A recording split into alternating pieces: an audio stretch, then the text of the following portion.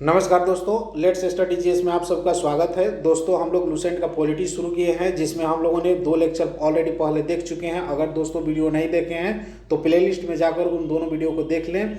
आज हम लोग दोस्तों भारतीय संविधान के विदेशी स्रोत को देखेंगे, जिसमें हम लोग देखेंगे कि भारतीय संविधान में कौन कौन से विदेशी स्रोतों को उसमें सम्मिलित किया गया। पहला हम लोग देखते हैं संयुक्त राज्य अमेरिका। दोस्तों, संयुक्त राज्य अमेरिका से मौलिक अधिकार, न्यायिक पुनरावलोकन, संविधान की सर्वोच्चता, न्यायपालिका की स्वतंत्रता, निर्वाचित राष्ट्रपति या एवं उस पर महाभियोग, उपराष्ट्रपति, उच्चतम एवं उच्च न्यायालय के न्यायाधीशों के हटाने की विधि एवं वित्तीय आपात हम लोगों ने कहाँ से लिया? संयुक्त राज्य अमेरिका से।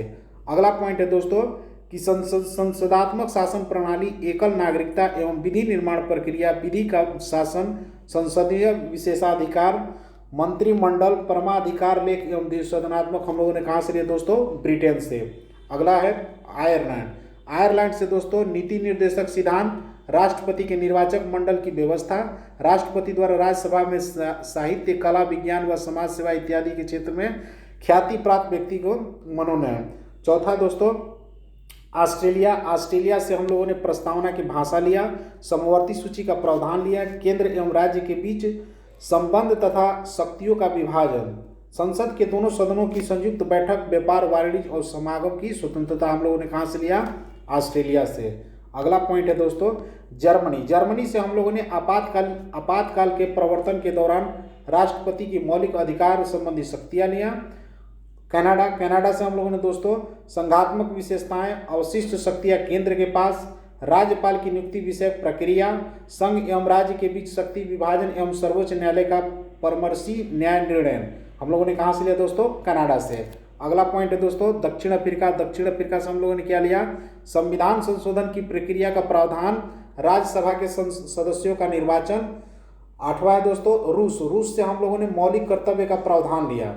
नौवां है दोस्तों जापान। जापान से हम लोगों ने विधि द्वारा स्थापित प्रक्रिया लिया है। फ्रांस से हम लोगों ने गणतंत्रात्मक और प्रस्तावना में स्वतंत्रता, समता एवं बंधुत्व के आदर्श को हम लोगों ने लिया। अगला पॉइंट है दोस्तों नोट में है, देख लेते हैं नोट में क्या है कि भारतीय संविधान के अनेक देशी और विदेशी स्रोत हैं, लेकिन भारतीय संविधान पर सबसे अधिक प्रभाव भारत शासन अधिनियम 1935 का पड़ा। दोस्तों भारतीय संविधान के 395 अनुच्छेदों में से लगभग 250 अनुच्छेद भारत शासन अधिनियम 1935 से लिया गया था।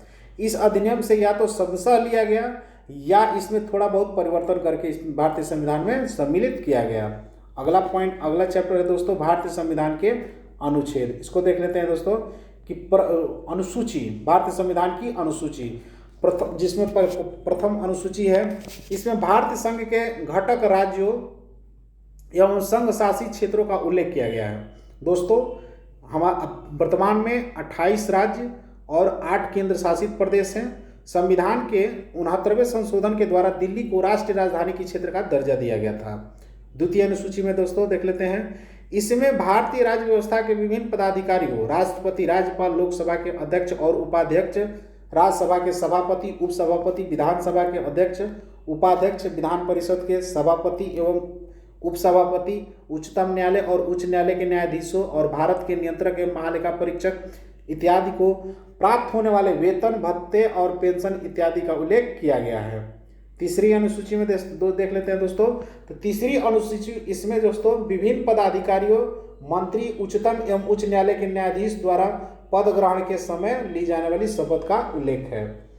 अगले अनुसूची दोस्तों चौथी अनुसूची में देख लेते हैं क्या है कि चौथी अनुसूची में इसमें जो है विभिन्न राज्यों तथा संघ क्षेत्रों की राज्यसभा के प्रतिनिधित्व का विवरण दिया गया है।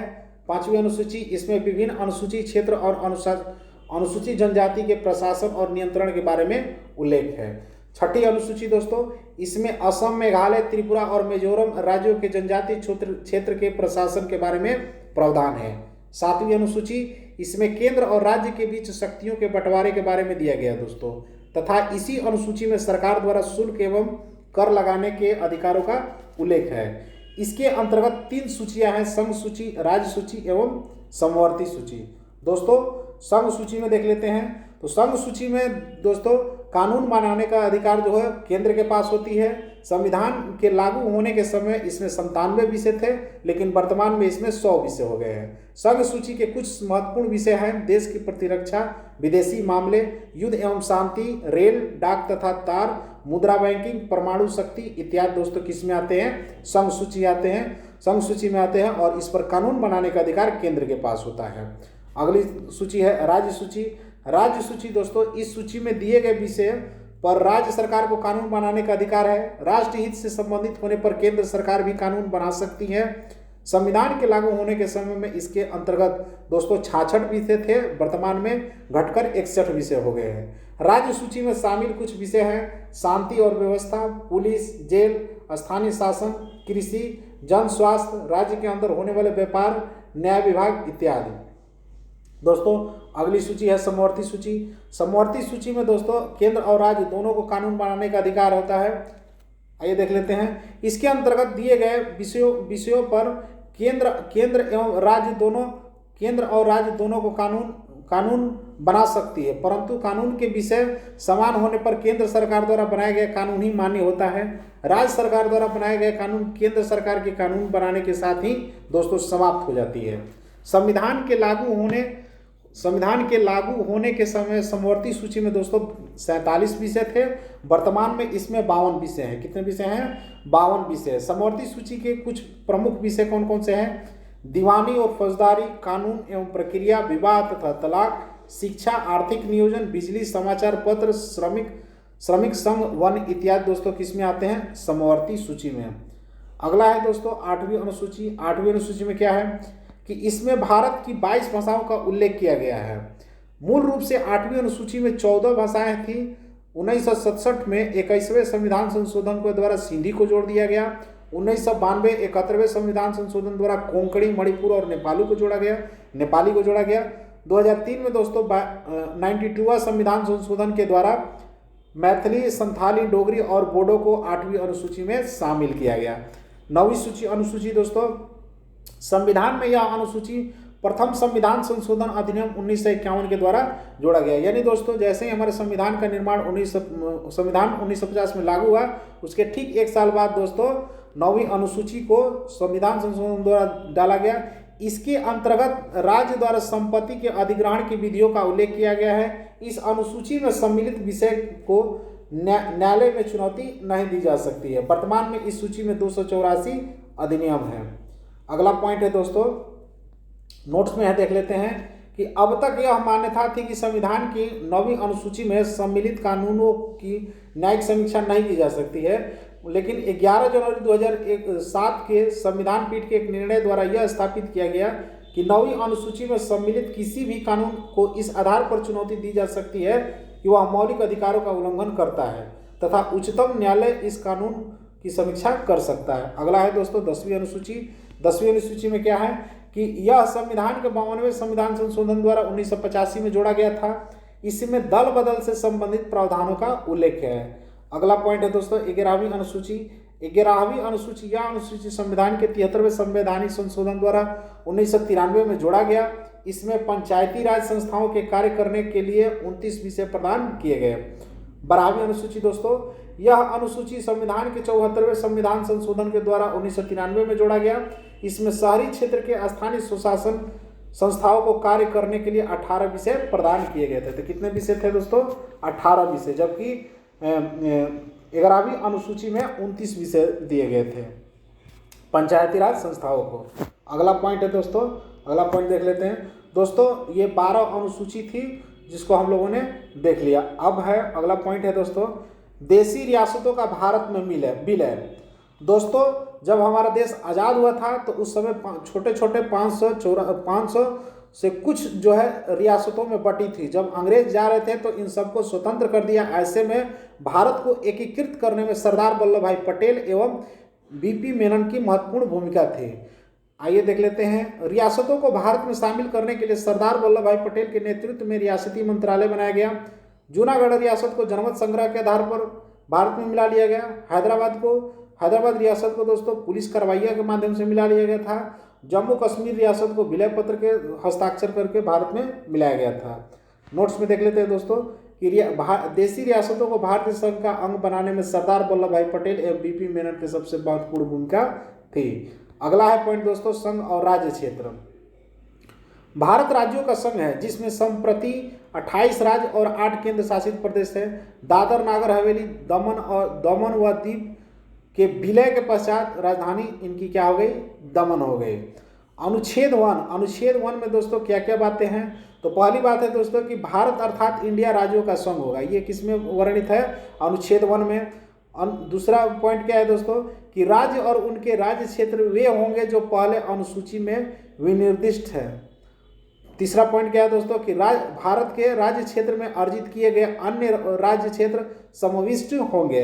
अनुच्छेद 3 में क्या है दोस्तों कि भारत की संसद को विधि द्वारा ऐसी निबंधन और शर्तों पर जो वह ठीक समझे संघ में नए राज्यों का प्रवेश या उनकी स्थापना की शक्ति प्रदान कर सकता है। दोस्तों ये अनुच्छेद 2 है, कह रहा है कि नए राज्यों के प्रवेश और उसकी स्थापना के से संबंधित है। अनुच्छेद 3 है दोस्तों कि नए राज्यों के निर्माण और वर्तमान राज्यों के क्षेत्र के सीमाओं व नामों में परिवर्तन संसद के द्वारा किया जा सकता है। ठीक है दोस्तों, अब हम लोग देख लेते हैं भारतीय संविधान के भाग। एक तरफ भाग दिया है, दूसरे तरफ अनुच्छेद दिया गया कि कहां से कहां तक अनुच्छेद किस भाग में सम्मिलित है। पहला है दोस्तों संघ एवं उसके राज्य क्षेत्र। तो संघ और राज्य क्षेत्र दोस्तों 1 से लेकर 4 तक है, अनुच्छेद 1 से लेकर अनुच्छेद 4 तक है। नागरिकता दोस्तों अनुच्छेद 5 से लेकर अनुच्छेद 11 तक नागरिकता के बारे में वर्णन है।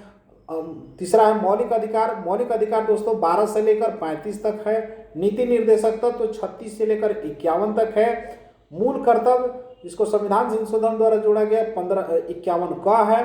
संघ पांचवा भाग दोस्तों संघ जो है 52 से लेकर 151 तक होता है। छठा भाग है दोस्तों राज्य 152 से लेकर 237।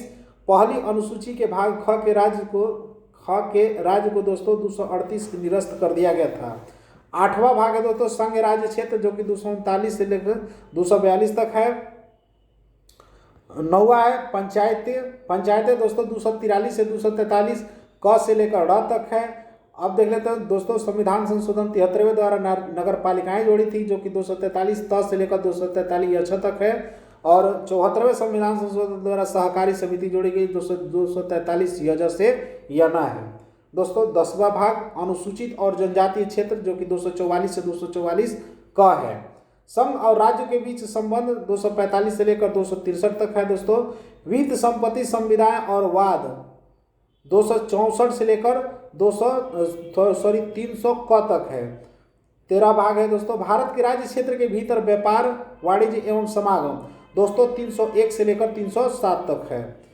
14 भाग देख लेते हैं। 14 भाग कि भारत एवं उसके राज्य के अधीन सेवाएं दोस्तों 308 से लेकर अनुच्छेद 308 से लेकर 323 तक है। कुछ निर्वाचन दोस्तों प्राधिकरण यानी ट्रिब्यूनल दोस्तों 323 क से लेकर 323 ख तक है। 15 भाग दोस्तों 15 भाग निर्वाचन के बारे में वर्णन करता है जो कि 324 से लेकर 329 तक है। 16 दोस्तों कुछ वर्गों के संबंध में विषय उपवन 303 से 342 है। राजभाषा दोस्तों 343 से 351 है। आपात उपवन दोस्तों 361 से 367 है। प्रकीर्ण दोस्तों 361 से 367 है। आपात उपवन 352 से 360 था। सॉरी दोस्तों संविधान संशोधन 368 में है। अस्थायी संक्रमणकालीन व विशेष उपवन दोस्तों 369 से 392 है। 22 भाग में संक्षिप्त नाम प्रारंभ हिंदी में अधिकृत पाठ और निरस्तन किसमें है दोस्तों अनुच्छेद 393 से लेकर 395 तक। ठीक है दोस्तों, तो अगला चैप्टर है राज्यों का पुनर्जागरण दोस्तों, इसको हम लोग देखेंगे अगले वीडियो में। तब तक के लिए दोस्तों जय हिंद।